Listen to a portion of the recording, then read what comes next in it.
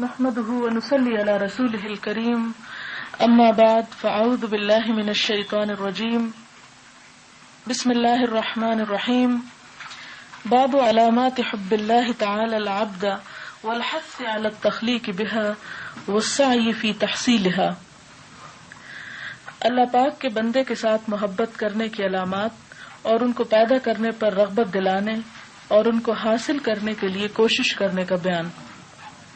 قال اللہ تعالی قل ان کنتم تحبون اللہ فاتبعونی یحببکم اللہ ویغفر لکم ذنوبکم واللہ غفور الرحیم۔ وقال تعالی یا ایہا الذین آمنوا من يرتد منكم عن دينه فسوف يأتي الله بقوم يحبهم ويحبونه أذلة على المؤمنين عزة على الكافرين يجاهدون في سبيل الله ولا يخافون لومة لائم ذلك فضل الله يؤتيه من يشاء والله واسع عليم۔ شروع کرتی ہوں اللہ کے نام سے جو بے انتہا مہربان نہایت رحم فرمانے والا ہے۔ ارشاد خداوندی ہے کہ اے پیغمبر صلی اللہ علیہ وسلم لوگوں سے کہہ دیجئے اگر تم خدا کو دوست رکھتے ہو تو میری پیروی کرو، خدا بھی تمہیں دوست رکھے گا اور تمہارے گناہ معاف کر دے گا اور خدا بخشنے والا مہربان ہے۔ سورۃ المائدہ میں فرمایا اے ایمان لانے والو اگر کوئی تم میں سے اپنے دین سے پھر جائے گا تو خدا ایسے لوگ پیدا کر دے گا جن کو وہ دوست رکھے گا اور جسے وہ دوست رکھیں گے اور جو مومنوں کے حق میں نرمی کریں گے اور کافروں سے سختی سے پیش آئیں گے، خدا کی راہ میں جہاد کریں گے اور کسی ملامت کرنے والے کی ملامت سے نہ ڈریں گے۔ یہ خدا کا فضل ہے جسے وہ چاہتا ہے دیتا ہے اور خدا بڑی کشائش والا اور جاننے والا ہے۔ اس سلسلے کی پہلی حدیث ہے وَأَنْ أَبِي هُرَيْرَةَ رَضِيَ اللَّهُ عَنْهُ قال قال رسول الله صلی اللہ علیہ وسلم ان اللہ تعالی قال من عادى لي وليا فقد آذنته بالحرب وما تقرب إلي عبدي بشيء أحب إلي مما افترضت عليه وما يزال عبدي يتقرب إلي بالنوافل حتى أحبه فإذا أحببته كنت سمعه الذي يسمع به وبصره الذي يبصر به ويده التي يبطش بها ورجله التي يمشي بها وإن سألني أعطيته ولئن استعاذني لأعيذنه رواه البخاری۔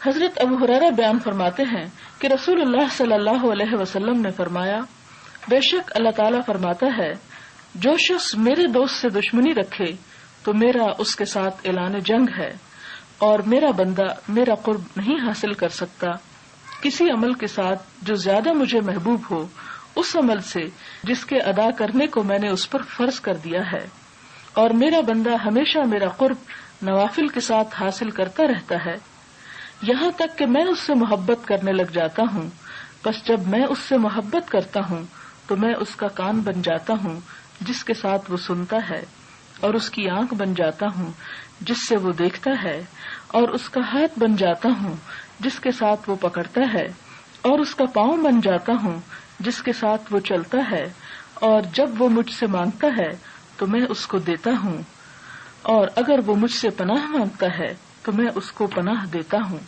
یہ بخاری کی روایت ہے۔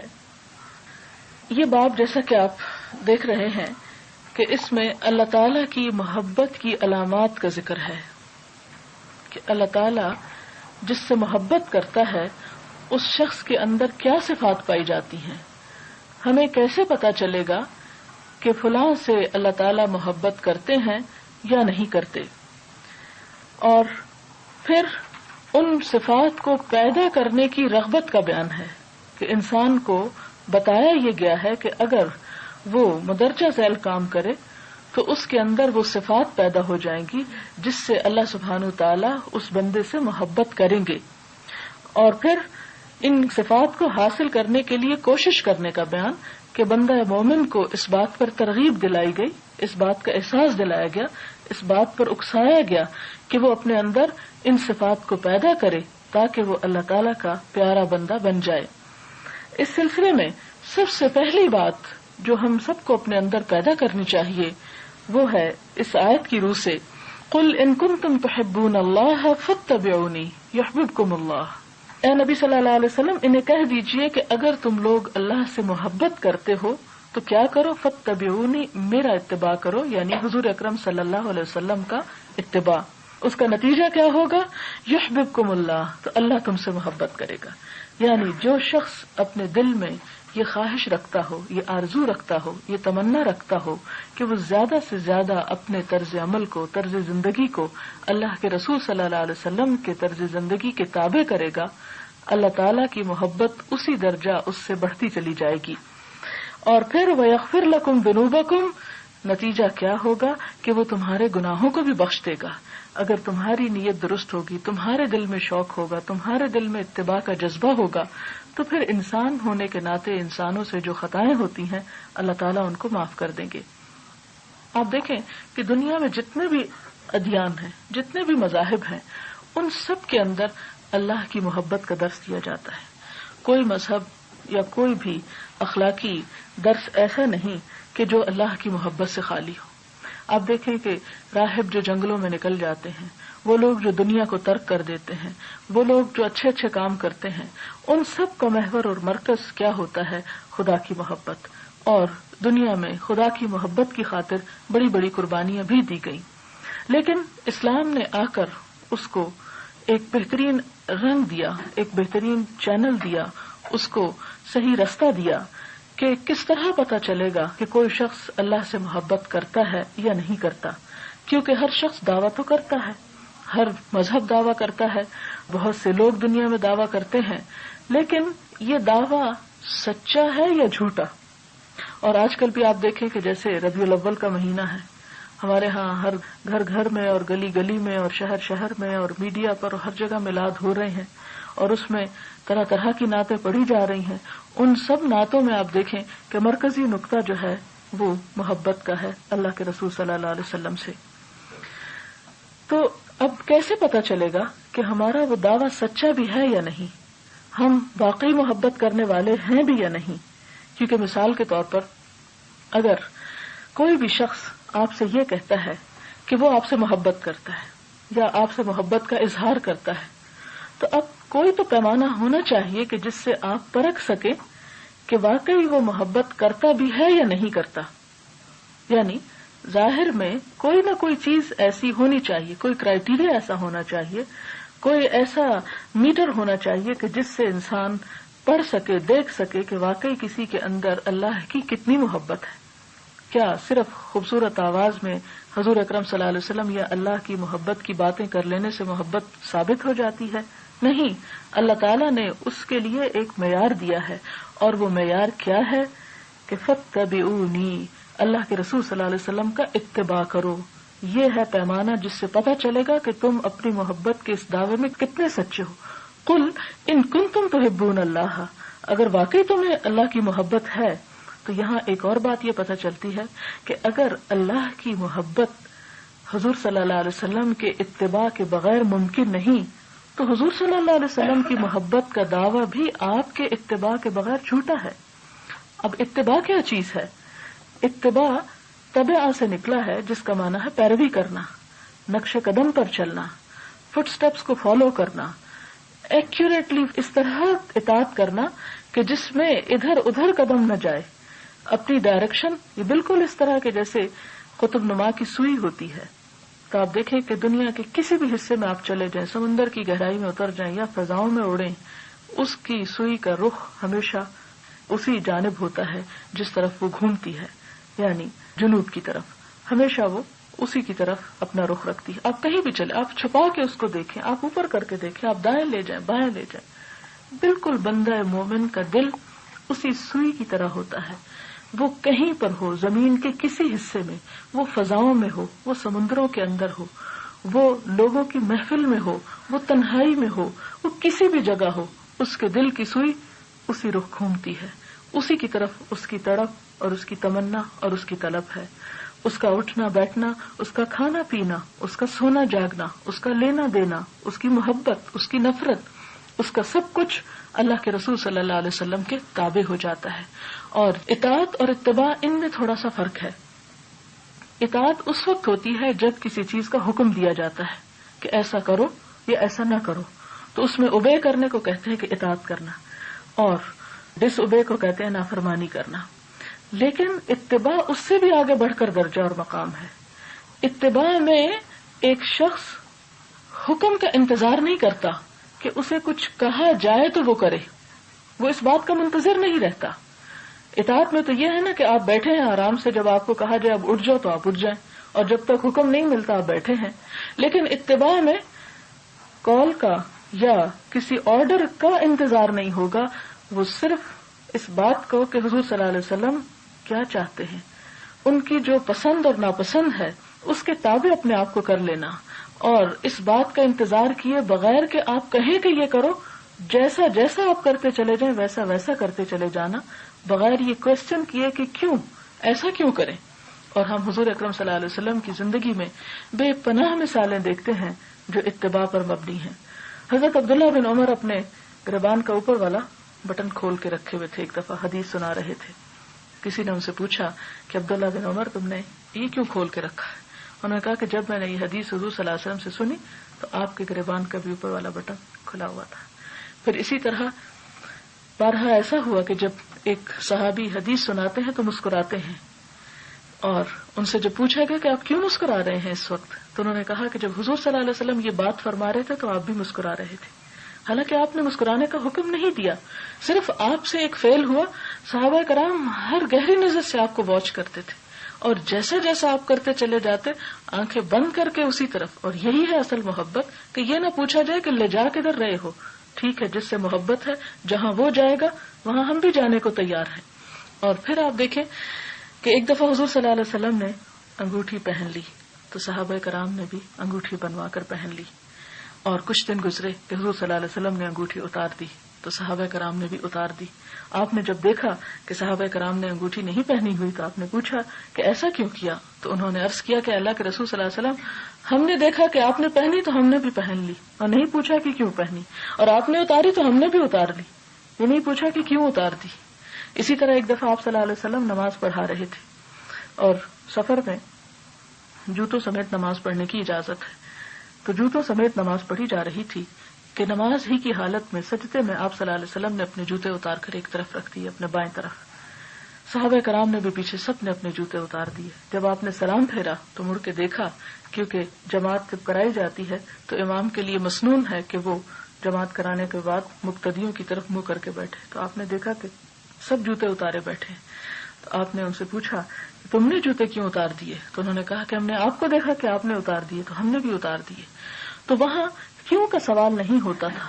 یہی ہے دراصل اتباع، اور یہی ہے دراصل محبت کا اظہار، کہ انسان خاموشی کے ساتھ ہر اس چیز کو لیتا چلا جائے جو اللہ کے رسول صلی اللہ علیہ وسلم نے لی.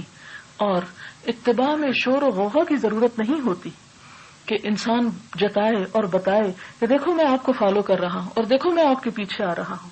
محبت تو ایک ایسا جذبہ ہے جو دل کی گہرائیوں سے اٹھتا ہے اور خود بخود انسان کے سارے اعضاء اور جوارح پہ طاری ہو جاتا ہے. پھر وہ محبوب کی نافرمانی کی طرف انسان کو نہیں لے جاتا. لیکن افسوس کہ ہمارے قول اور فعل میں اتنا تضاد ہے کہ ہم زبانوں سے کچھ کہتے ہیں، زور زور سے راگ الاپتے ہیں، لیکن ہمارے عمل بالکل اس کی نفی کرتے ہیں. حضور اکرم صلی اللہ علیہ وسلم جنہوں نے کبھی سفر اور حضر میں اپنی زندگی کے کسی حصے میں کہیں ظاہر و غائب اللہ تعالیٰ کی نافرمانی نہیں کی، ہمارے دل میں کبھی احساس نہیں ہوا کہ ہم اس وقت جو کام کر رہے ہیں وہ اللہ تعالیٰ کی فرما برداری کا ہے یا نافرمانی کا. غلطی کا ہو جانا یہ ایک بالکل قدرتی بات ہے، اس لیے کہ اللہ سبحانہ وتعالیٰ نے اپنے مومن بندوں کی جو صفت بتائی ہے وہ التائبون بتائی ہے کہ بار بار پلٹتے ہیں. یہ نہیں بتائی کہ ان سے غلطی ہوتی ہی نہیں، کیونکہ انسان ہے، خطا کا پتلا ہے. اور فرمایا کہ بہترین غلطی کرنے والے وہ ہیں جو بہترین توبہ کرنے والے ہیں. اللہ تعالیٰ کو توبہ بے انتہا پسند ہے، اور اسی لیے بار بار حکم دیا قرآن پاک میں کہ اس سے استغفار کرو اور اس کی طرف رجوع کرو، اس کی طرف پلٹ آؤ، اس کی طرف لوٹ آؤ. اے دن کے گناہ گار رات کو لوٹ آئے، رات کے گناہ گار دن کو لوٹا. لیکن محبت جس چیز کا نام ہے اس میں کسی قیمت اور کسی شرط کے بغیر اطاعت ہوتی ہے. کسی بھی اس کے بغیر کہ اگر یہ میرا کام ہو جائے گا تو میں اتنا یہ کام کروں گا، میں اتنا صدقہ کروں گا، اتنا نفل کروں گا. نہیں، وہ محبت اللہ کے رسول صلی اللہ علیہ وسلم اور خود اللہ تعالیٰ کی محبت کی خاطر ہر وہ نیکی کا کام کرنے کو تیار ہو جاتے ہیں کہ جسے آپ نے پسند کیا ہو. اور اس میں آپ دیکھیں کہ صحابہ کرام نے پھر آپ صلی اللہ علیہ وسلم پر اور آپ کے مشن کی خاطر جانیں تک دے ڈالی. ایک صحابی ہے کھجوریں کھا رہے ہیں، حضور صلی اللہ علیہ وسلم سے پوچھتے ہیں کہ اللہ کے رسول صلی اللہ علیہ وسلم اگر میں شہید ہو جاؤں تو کیا میں جنت میں جاؤں گا؟ آپ نے فرمایا ہاں. وہ اسی وہ کھجوریں پھینکتے ہیں اور جا کے لڑنا شروع کر دیتے ہیں، اس لیے کہ انہیں آپ کی بات کا یقین تھا، آپ کے اوپر پورا پورا اعتماد تھا. آپ صلی اللہ علیہ وسلم جہاں کہیں اپنے صحابہ کرام کو بھیجتے کسی مشکل سے مشکل مہم کے اوپر تو سب جانے کو تیار ہو جاتے. حضور صلی اللہ علیہ وسلم نے اپنے زندگی کے آخری ایام میں حضرت اسامہ کو جو صرف 17 سال کے تھے اس موقع پر انہیں یمامہ کی طرف ایک لشکر کا امیر بنا کر بھیجنے کا ارادہ کیا. اسی اثناء میں آپ کی وفات ہو گئی. تو آپ کے بعد جب حضرت ابوبکر صدیق رضی اللہ تعالیٰ عنہ کو خلیفہ بنایا گیا تو لوگوں نے ان سے کچھ کہا کہ وہ تو اللہ کے رسول صلی اللہ علیہ وسلم تھے، انہوں نے تو اللہ کے حکم سے ایک فیصلہ کیا، لیکن آپ حالات کو دیکھیں کہ یہ اتنے نوجوان جرنیل ہیں جو جا رہے ہیں اتنی بڑی قیادت میں، اتنے بڑے لشکر کی، تو آپ کسی بڑے انسان کو مقرر کر دیں. انہوں نے کہا کہ خدا کی قسم ہرگز نہیں، اللہ کے رسول صلی اللہ علیہ وسلم جو فیصلہ کر جائیں اس کے بعد اس فیصلے کو میں ہرگز بھی بدل نہیں سکتا. اور ہم دیکھتے ہیں کہ حضور صلی اللہ علیہ وسلم کی زندگی کے بعد، آپ کی وفات کے بعد سب سے پہلا اختلاف جو مسلمانوں میں ہوا وہ یہ کہ حضور اکرم صلی اللہ علیہ وسلم وفات پا گئے ہیں یا نہیں. حضرت عمر رضی اللہ تعالیٰ عنہ جیسے بڑے سے بڑے صحابی جو تھے وہ کہنے لگے خدا کی قسم اگر کسی نے یہ کہا کہ حضور صلی اللہ علیہ وسلم وفات پا گئے ہیں میں اس کی گردن اڑا دوں گا. تلوار لے کے باہر آ گئے. اور اس موقع پر حضرت ابوبکر صدیق رضی اللہ تعالیٰ نے وہ آیات پڑھی جن میں آتا ہے افإن مات أو قتل انقلبتم على أعقابكم. تو اس موقع پر حضرت ابوبکر کہتے ہیں کہ مجھے یوں محسوس ہوا کہ جیسے آج یہ آیات نازل ہوئی ہیں اور جو ہی اللہ تعالیٰ کا حکم سامنے آتا ہے وہ اختلاف وہیں ختم ہو جاتا ہے. بے پناہ مثالیں ہیں. ربیع الاول کا مہینہ ہے، ہم سب پہ یہ لازم ہے کہ حضور اکرم صلی اللہ علیہ وسلم کی زندگی کے بارے میں کوئی نہ کوئی ایک چھوٹی سی کتاب ضرور پڑھ ڈالیں، تاکہ ایک سرسری طور پر ایک کتاب پڑھ ڈالنے سے ایٹ لیسٹ ہمارا آپ کے ساتھ کچھ نہ کچھ تو تعلق مضبوط ہو، ہمیں فیل تو ہو کہ آپ کی زندگی کیا تھی، آپ کون تھے. محبت اس وقت تک ہو نہیں سکتی جب تک کہ انسان اس کو جانتا نہ ہو جس سے محبت کرتا ہے. اور آپ صلی اللہ علیہ وسلم کی زندگی کے اتنے بے شمار پہلو ہیں کہ اگر ایک پہلو آپ پڑھتے ہیں اور وہ سمجھ میں نہیں آتا تو دوسرا پہلو آپ کے دل میں آپ کی محبت جگا دے گا اور تیسرا پہلو آپ کے دل میں آپ کی محبت پیدا کر دے گا. لیکن اس کے لیے تعارف ہونا جو ہے وہ نہایت ضروری ہے. اور جتنا جتنا آپ صلی اللہ علیہ وسلم کی زندگی کے بارے میں پڑھتے چلے جائیں گے اتنی ہی محبت یقینی ہوتی چلی جائے گی، اتنا ہی آپ کے اندر آپ کی قدر جو ہے وہ راسخ ہوتی چلی جائے گی. اس سلسلے میں محمد عربی ایک چھوٹی سی کتاب بہت اچھی ہے اردو میں نے بہت چھوٹی عمر میں وہ پڑھی تھی اور مجھے اچھی طرح یاد ہے کہ اسے پڑھ کے میں بے اختیار رو دی تھی. اتنا پیار ہے اللہ کے رسول صلی اللہ علیہ وسلم کے اوپر کہ جو اس سے پہلے صرف سنی سنائی حد تک تھا. تو جب ہم دیکھتے ہیں آپ صلی اللہ علیہ وسلم کو عملی زندگی میں مختلف کام کرتے ہوئے تو اس کا اثر اور اس کا احساس اور اس کی محبت کچھ اور ہی طرح جاگتی ہے. آپ دیکھیں کہ ہمارے اپنے عزیز رشتہ دار ہوتے ہیں، آپ کے بچے ہوتے ہیں، آپ کے بہن بھائی ہوتے ہیں، جب وہ آپ سے دور ہوتے ہیں، دوسرے ملک میں ہوتے ہیں، دوسرے شہر میں ہوتے ہیں تو ان سے تعلق کچھ کم ہو جاتا ہے کیونکہ ہم ان کے بارے میں روز مرہ کی زندگی کے بارے میں نہیں جانتے. لیکن اس کے مقابلے میں وہ بچے جو آپ کے بالکل قریب ہوتے ہیں اور خاص طور پر چھوٹے بچے جو آپ پر بہت ڈپینڈ کرتے ہیں، قدرتی طور پر آپ کو ان سے محبت زیادہ ہوتی ہے کیونکہ آپ ان کی زندگی کے ان کے اٹھنے بیٹھنے سونے جاگنے کھانے پینے ہر چیز کے بارے میں جانتے ہیں. تو جاننا محبت کے لیے ایک شرط ہے. حضور اکرم صلی اللہ علیہ وسلم کی محبت بھی اس وقت تک مکمل نہیں ہو سکتی جب تک کہ ہم ان کے بارے میں جانتے نہیں. تو آپ جب اس کو جانیں گے تو آپ دیکھیں گے کہ حضور اکرم صلی اللہ علیہ وسلم کے ساتھ آپ کا تعلق اس سے کہیں زیادہ مضبوط ہو جائے گا کہ جتنا اس سے پہلے ہوگا جاننے سے. تو یہاں پر ہمیں یہ بتایا گیا کہ اگر تم لوگ یہ چاہتے ہو کہ اللہ تعالیٰ تم سے محبت کرے، اگر کوئی شخص اپنے دل میں یہ تڑپ رکھتا ہے تو پھر وہ جان لے کہ اللہ کی محبت کو حاصل کرنے کا طریقہ اس کے سوا اور کچھ نہیں کہ وہ حضور صلی اللہ علیہ وسلم کے پاس سے ہو کے گزرتا ہو. جب تک وہ ذات بیچ میں نہیں اس وقت تک محبت مکمل ہو ہی نہیں سکتی. اور پھر فرمایا کہ اگر یہ محبت ہوگی اور یہ اتباع کا جذبہ ہوگا تو لازمی طور پر پھر چھوٹی موٹی خطائیں اور غلطیاں اور انسانی کوتاہیاں اللہ تعالیٰ معاف فرما دیں گے. واللہ غفور الرحیم، کیونکہ اللہ تعالیٰ غفور الرحیم ہے. پھر دوسری آیت جو سورۃ المائدہ کی ہے اس میں فرمایا اے لوگو جو ایمان لائے ہو جو بھی تم میں سے اپنے دین سے پھر جائے گا تو اللہ تعالیٰ پھر ایسے لوگوں کو لے آئے گا جن سے وہ محبت کرے گا اور وہ اس سے محبت کرتے ہوں گے. یعنی اگر تم اس دین کو چھوڑ دو گے تو اللہ تعالیٰ کو تمہاری کوئی ضرورت نہیں، تمہاری کوئی پرواہ نہیں. وہ تمہارے لیے پھر خیر نہیں چاہے گا، پھر وہ ایسے لوگوں کو پیدا کر سکتا ہے، ایسی قوم کو لا سکتا ہے کہ جن سے وہ محبت کرے گا اور وہ اللہ سے محبت کرتے ہوں گے. تو گویا دوسری علامت کیا ہے اللہ تعالیٰ سے محبت کرنے کی، اور اس بات کی پہچان کیا ہے کہ اللہ ہم سے محبت کرتا ہے؟ اس کے دین کو تھام کے رکھنا، اس کے دین سے منہ نہ موڑنا. من یرتد منکم، مرتد اسی سے نکلا ہے کہ جو دین سے منہ موڑ جائے. تو جو ایسا کرے گا پھر اللہ اس سے بے نیاز ہے. اللہ تعالیٰ اپنے دین کا کام کچھ اور لوگوں سے لے لے گا. اللہ نے ہمیں مسلمان پیدا کیا، ہمیں کلمے کی توفیق عطا کی اور ہمیں اپنی بہترین نعمتیں عطا کی. ہمارے پاس قرآن پاک کو محفوظ شکل میں بھیجا، آپ کی سیرت کو، آپ کی قول اور فعل پر مبنی احادیث کو. ان سب چیزوں کے ہونے کے باوجود اگر ہم ان سے غافل ہوں اور ہم انہیں پس پش ڈالے ہوئے ہوں تو پھر اللہ تعالیٰ فرماتے ہیں کہ پھر تمہاری یہ زبانی محبت کے دعوے درست نہیں ہیں. ان لوگوں سے اللہ محبت کرتا ہے جو اس سے محبت کرتے ہیں. اور ان کی صفات کیا ہیں، ان کی خصوصیات کیا ہیں؟ ذرا یہ خصوصیات دیکھیں کتنی قابل غور ہیں. اذلۃ علی المؤمنین، جو مومنوں کے لیے بڑے نرم خو ہیں. عزۃ علی الکافرین، کافروں پہ بڑے سخت ہیں. اور آج ہمارا حال کیا ہے؟ ہم آپس میں لڑتے جھگڑتے ہیں اور کافروں کے مقابلے میں جھکے ہوئے ہیں. ان کے لیے ہم نرم ہیں. تو پھر اس سے اندازہ لگائیں کہ ہم پہ اللہ کی محبت اور رحمت برستی ہے یا کسی اور چیز کے مستحق ہیں ہم. کیونکہ جس قوم سے اللہ محبت کرتا ہے اس قوم کی یہ پہچان ہوتی ہے کہ وہ آپس میں محبت کرتی ہے، ایک دوسرے کے خیر خواہ ہوتے ہیں، ایک دوسرے کے ہمدرد ہوتے ہیں. لیکن ہمارے لیے کتنے افسوس کی بات ہے کہ ہمارے اپنے گھروں کے اندر، ہمارے اپنے رشتہ داروں کے اندر، ہم دور تو بعد میں جائیں لیکن اپنے ہی سرکل کے اندر ہم دیکھیں کہ ہم کتنا نبھانا جانتے ہیں. کتنے افسوسناک واقعات آپ کی نگاہوں کے سامنے اور آپ کے کانوں سے ٹکراتے ہیں کہ بہن بہن سے کٹی ہوئی ہے، بہن بھائی سے کٹا ہوا ہے، اور چھوٹی چھوٹی باتوں پر، چھوٹی چھوٹی چیزوں کے اوپر.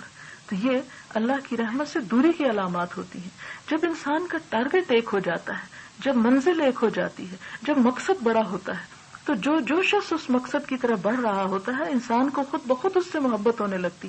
پھر وہ ان سے نفرت نہیں کرتا، اس لیے کہ وہ سب ایک رستے کے مسافر ہیں، وہ سب ایک گروہ ہیں. اور اللہ تعالیٰ ایسے ہی مسلمانوں کو آپس میں دیکھنا چاہتا ہے. اللہ کی محبت جب تک انسان میں پیدا نہ ہو اس وقت تک آپس کی محبت پیدا ہو ہی نہیں سکتی.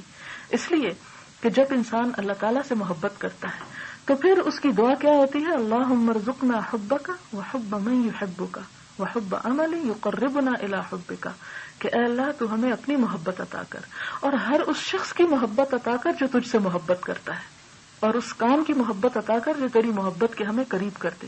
لہذا اللہ کی محبت کس کے لیے واجب ہو گئی اور کس کے ساتھ ہو گئی؟ ان لوگوں کے لیے جو آپس میں محبت کرنے والے ہوں.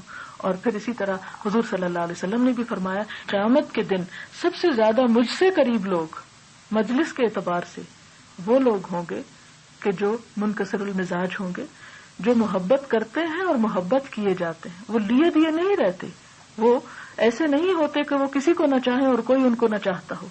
وہ ایسی بے نیازی میں مبتلا نہیں ہوتے بلکہ وہ دوسروں کے لیے اپنے کندھے جھکا کے رکھتے ہیں، دوسروں سے محبت کرتے ہیں اور خود دوسروں سے محبت کرواتے ہیں. کرواتے سے مراد یہ نہیں، محبت ڈیمانڈ نہیں کی جا سکتی، لیکن ایسے کام کرتے ہیں کہ خود بخود ان کی محبت دوسروں کے دلوں میں پیدا ہوتی ہے. اور کیا صفات ہیں اللہ کی محبت والوں کی، اللہ والوں کی؟ یجاہدون فی سبیل اللہ، پھر وہ اللہ کے رستے میں جہاد کرتے ہیں. ولا یخافون لومۃ لائم، اور اس میں کسی ملامت کرنے والے کی ملامت کا خوف نہیں رکھتے، کسی کی پرواہ نہیں کرتے. جب وہ اللہ کے رستے پہ چلتے ہیں تو پھر کسی کی تنقید سے اور کسی کی باتوں سے نہیں ڈرتے. آج ہم اللہ کی محبت کا دعویٰ کیسے کر سکتے ہیں؟ ہم تو چھوٹا سا بھی دین کا کام کرنے لگے تو ہم چاروں طرف دیکھتے ہیں کہ ہائے کوئی دیکھ تو نہیں رہا، ہائے ہم لوگوں کی نظر میں مولوی یا نکھٹو یا کوئی اور تو نہیں کہلوانے لگیں گے.